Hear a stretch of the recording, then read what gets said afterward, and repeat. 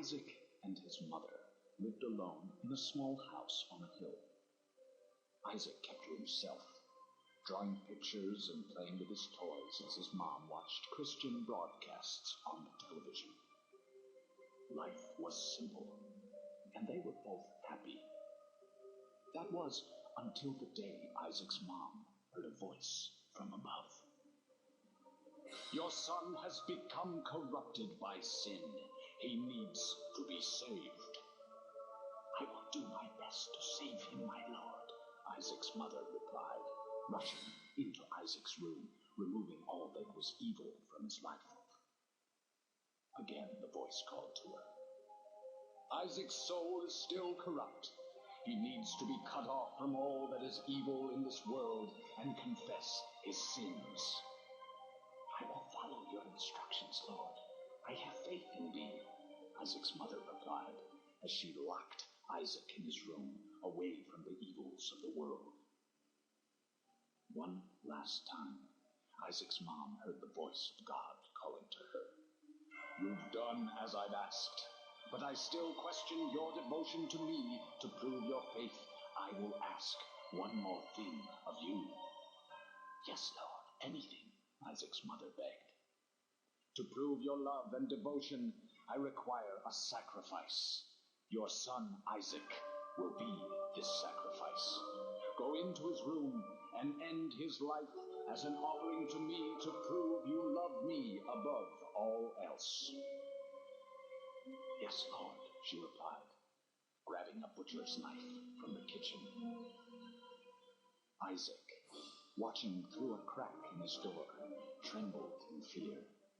Scrambling around his room to find a hiding place, he noticed a trapdoor to the basement hidden under his rug.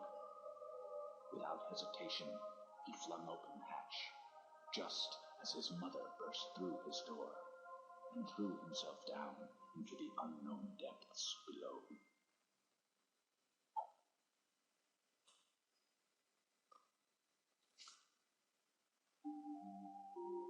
Hello, wonderful people of the internet. This is Crofty here from techshroom, and I'm about to play the Binding of Isaac.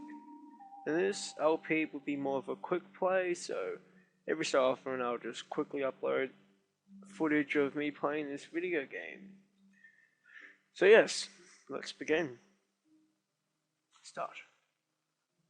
Okay, so first begin to the character selection screen, so you can choose either one of these characters, but of course first you have to unlock them.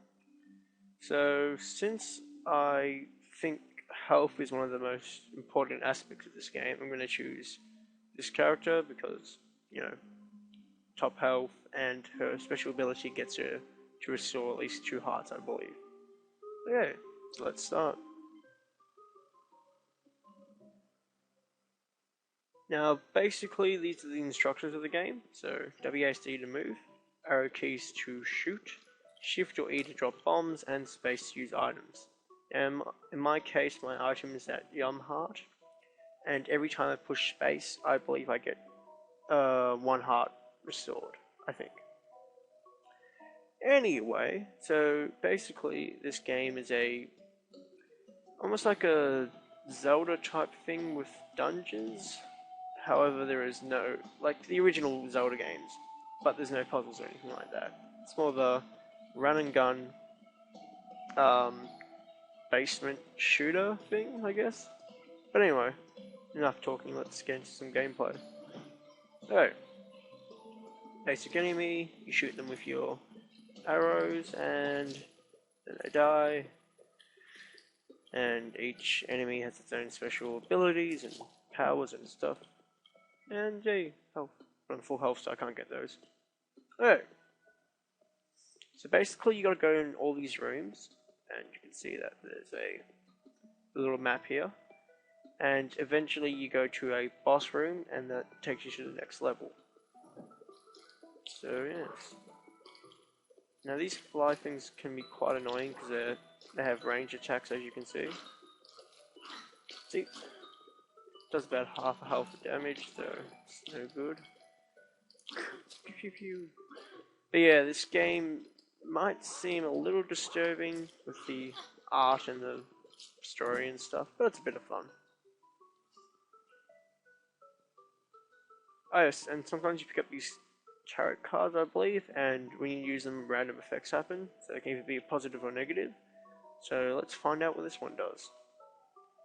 Ah, it reveals the map, which makes sense. Oh. So that's skull, that's the boss, that's a treasure room, and I'm pretty sure that's just money. That's a shop, I remember now, yes. Ooh, a chest. Ooh, got a bomb now. And some coins. Excuse me.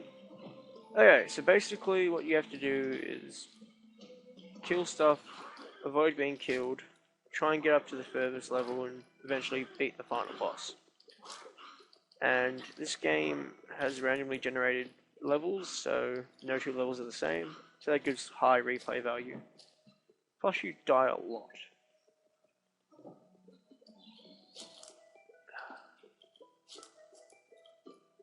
But yes, so that was a person such as me with no eyes, and now they are zombie-like. Yep, messed up game. Anyway, doors like these need to be opened with silver keys, as you can see here, and I have none so far, so I cannot open up the shop. But I only have one coin anyway, so there's no real point in me going in there. Now this should be an item room. Oh, charming. Okay, now sometimes in these rooms you pick up items, and they're used by the spacebar. So that item, I believe, kills everything on the map. So that's always good. But since I prefer restoring health, I'm going to pick up the heart again. Yum, heart. So yes, I'll leave Mum's head there. Kinda gross, but... onward! Onward. Okay, now these things are an interesting creature. Basically, they're not harmful, and every time you go near them, they sort of run away. And if you kill them, I believe they spawn a bunch of flies. So yeah, and it's kind of sad because they look like they're crying, which sucks. I'm gonna kill one now. See, flies spawn. Oh, pills. Pills are like the cards, but they're even more random. So let's see what this one does. Bad gas. I think that would have killed everything on screen.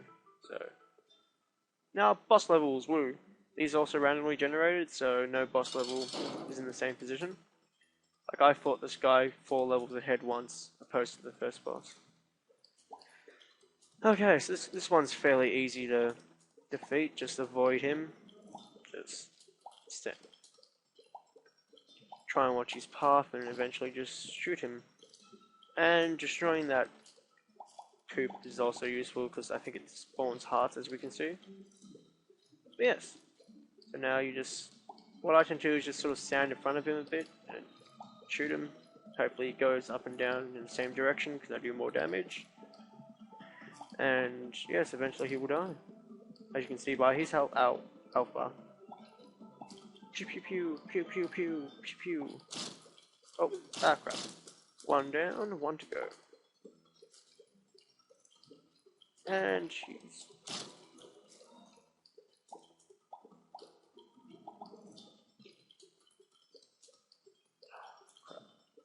Now what's cool about these boss levels is that whenever you beat one, you normally get a power-up item. So that's permanently a permanent item that either increases your attack or defense or health. So this one's dog food, which I believe gives you an extra heart. Yep, HP up. So now we jump down and finish the level. Whee! And these cinematics are cool. Isaac with his mum. Okay. Now we have 4 directions to go to. So since I'm left-handed, let's go to the left. Okay, double flies, it's not too bad. Can only hurt you if they touch you, so these are fairly easy to avoid. Just, ow. Don't get cornered and sort of run and gun. Bomb, whoop. Okay, this thing. As you can see, he shoots in up, down, left, and right. So try and attack him from the, or attack from those directions, and then go diagonally to avoid his attacks. Now, I believe these rooms can be opened once you've killed all the enemies on the map. So we'll test that very soon. But yes, as I said, you die a lot in this game, so this is like my 10th attempt at actually beating this game, so the furthest I got was to the final boss, but sadly I died then. So close as well. Oh, bombs. Now, what bombs do? They damage enemies, but they also blow up rocks like that. So sometimes that's useful when a chest is surrounded by rocks. Okay, that just happened. Sometimes things spawn bombs, I guess? I don't know. Yay, heart. Now time to show off my item. Press space, you get a full heart restored. And now this has to charge up again, so you can see that by this indicator here. Okay, now these are sort of like sub-bosses, so I'm pretty sure they offer items when you kill them.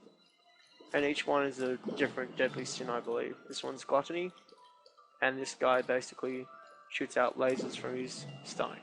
So avoid those lasers because they're fairly nasty in damage. Also avoid that attack. So yeah, try not to stand directly in front of him when you see him reaching for his stomach. And he's dead. What? Oh, come on.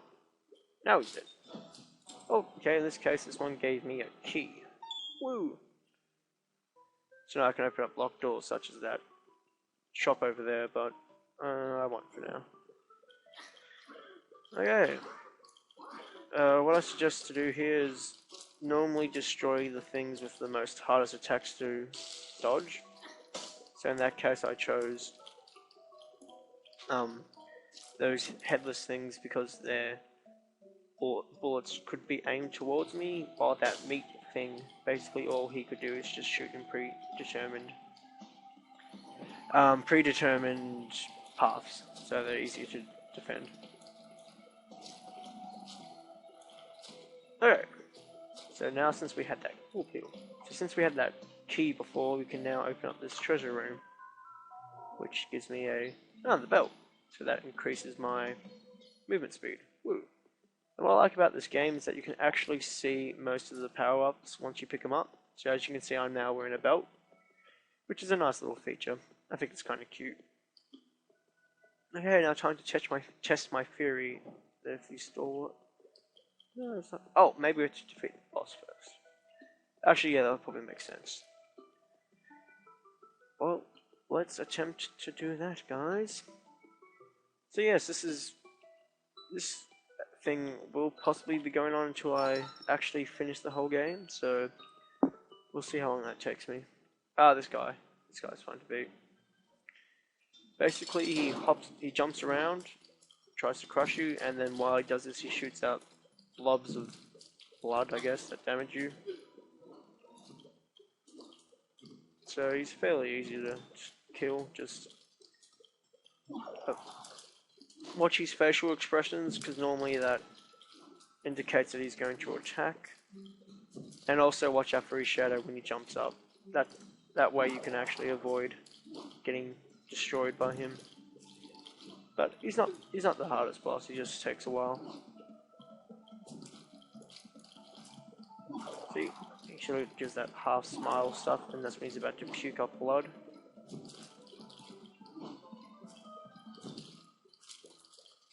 Oh, there it happens again.